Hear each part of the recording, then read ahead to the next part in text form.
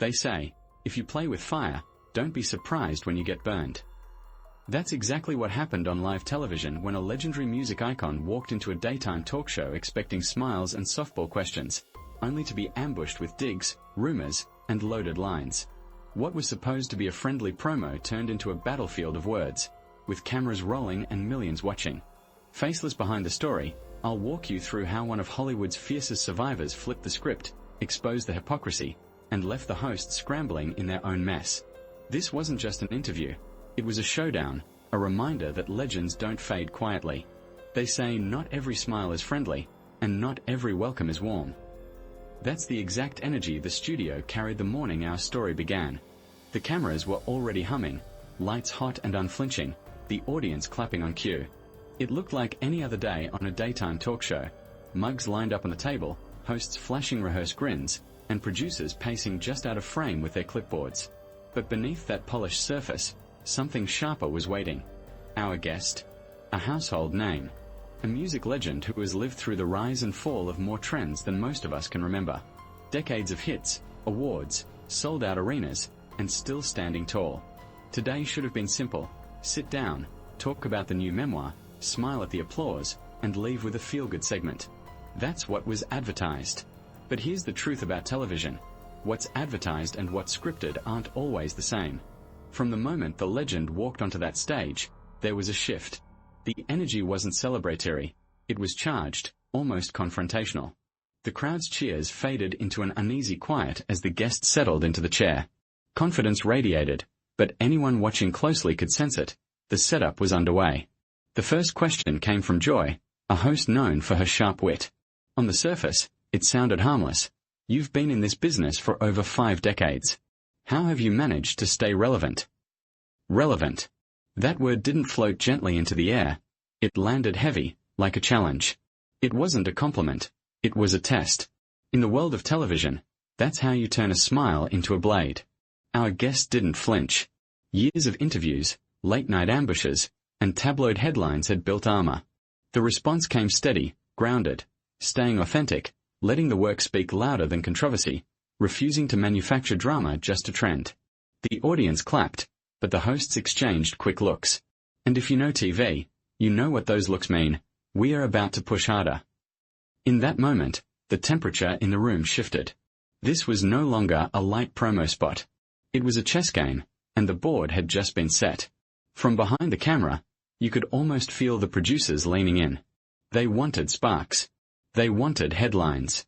But what they didn't realize is this: when you poke a legend, you better be ready for the fire that comes back. This was only the beginning. They say a wolf in sheep's clothing still has teeth. That's the perfect way to describe how the second act of this interview unfolded. At first, it looked like routine banter.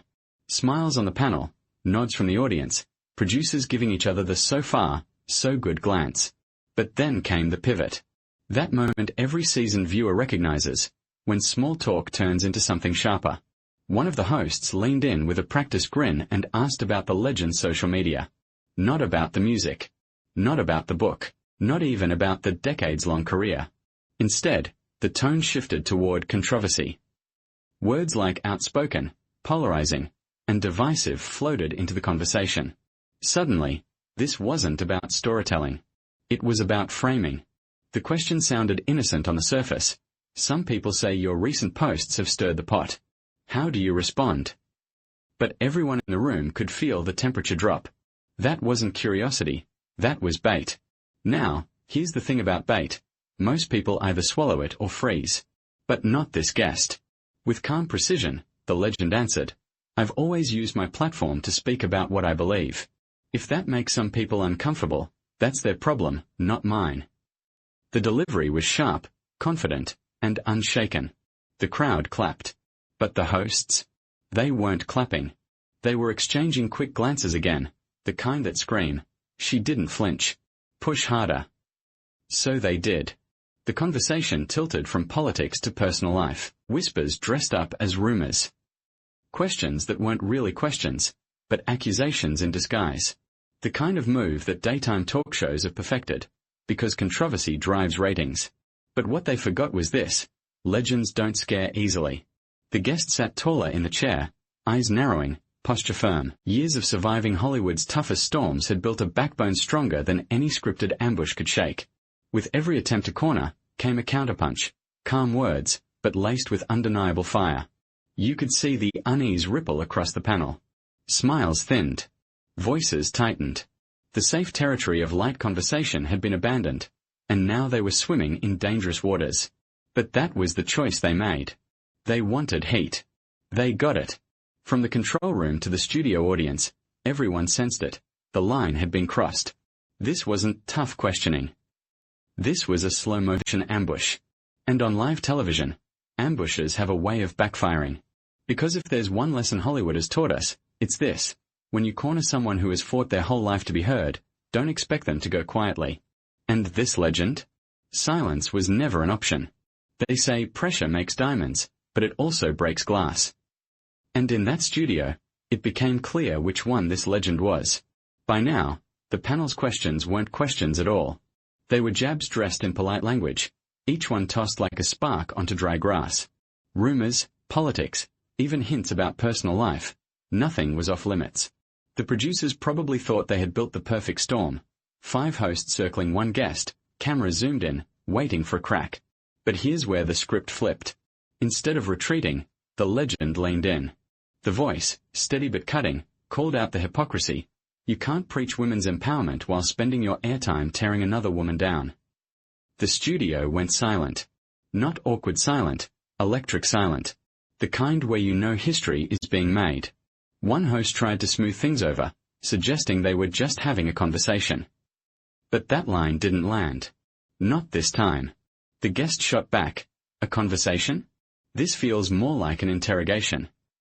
The crowd shifted in their seats, sensing the power dynamic change right before their eyes. Suddenly, the panel wasn't in control anymore. The legend was. For every pointed remark, there was a sharper reply. For every insinuation, a rebuttal wrapped in truth.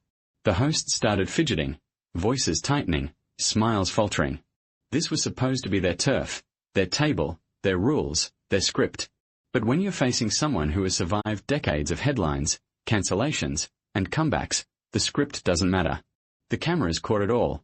The quick glances between hosts, the nervous laugh tracks from the audience, the subtle panic in the control room. What was meant to embarrass the guest was now exposing the panel itself. The legend wasn't just answering questions, she was holding up a mirror. And that's the danger of live television. You can plan an ambush, but you can't plan the reaction when your target refuses to play along. The guest's words hit harder with each exchange. You call it tough journalism. I call it rumor-mongering. You want civility? Then don't throw stones and hide behind smiles. It wasn't yelling. It wasn't chaos.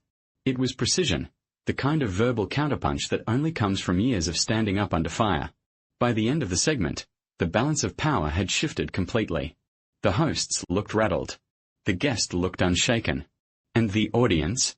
They knew they had just watched something unforgettable. Because here's the truth. When you back a legend into a corner, you don't break them. You remind them why they became a legend in the first place. They say the loudest thunder comes after the storm. And what happened in that studio proved it true. After nearly 20 minutes of heated exchanges, the energy inside the room was unlike anything daytime TV had seen before. The hosts, who once carried the rhythm of the show, now looked rattled, voices thin, eyes darting, smiles forced.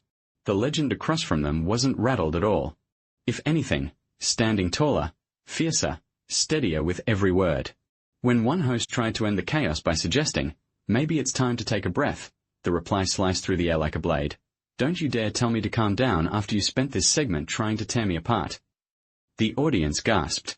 Even the cameras seemed to pause, zooming in on the fire blazing in those eyes. What began as an interview had turned into a reckoning. The legend rose from the chair. Not in panic, not in defeat, but with the deliberate movement of someone who knows exactly what message they're about to send. The room fell silent. Producers froze in the control booth. Security lingered at the edge of the set but didn't dare step forward. Facing the panel directly, the guest spoke with measured force. You tried to make me a headline. You turned a conversation into a trap. But understand this. I've stood taller than this industry's worst storms, and I'll stand taller than this. It wasn't shouting. It wasn't chaos. It was clarity. Then came the pivot that turned the moment from conflict into history. The guest looked straight at the cameras, past the panel, past the studio, and addressed the millions watching at home. This is what happens when gossip pretends to be journalism. This is what happens when a show built on empowerment chooses to tear down the very women it claims to uplift. The words landed heavier than any question asked that morning. With that, the legend gathered belongings, stood framed by the blinding studio lights, and delivered the final blow. I came here to talk about my story. Instead, I showed you yours. Then came the walk, steady, unbroken, and unforgettable. The door closed with a decisive click. The panel sat in stunned silence, caught on camera in the very ambush they had staged. The audience roared, half in shock, half in awe. And in that moment, one truth became clear. Sometimes the most powerful interview isn't about what's asked, it's about how someone chooses to leave. They say you can cage a bird, but you can't silence its song. That's the story this showdown left behind. What was meant to be a routine promo turned into a cultural moment, a reminder that even in the glare of studio lights, truth can't be staged, and authenticity can't be scripted. The panel tried to corner a legend with whispers and innuendo, but instead exposed themselves. In the end, the guests didn't just walk out of a studio, they walked into history. For the audience at home, the message was clear. Resilience outlasts rumors, and real icons don't beg for relevance, they command it. Long after the camera stopped rolling, one image remained burned into memory. A figure leaving the stage with head held high, dignity intact, and a legacy untouchable. Because that's what separates celebrities from legends. Celebrities play the moment. Legends define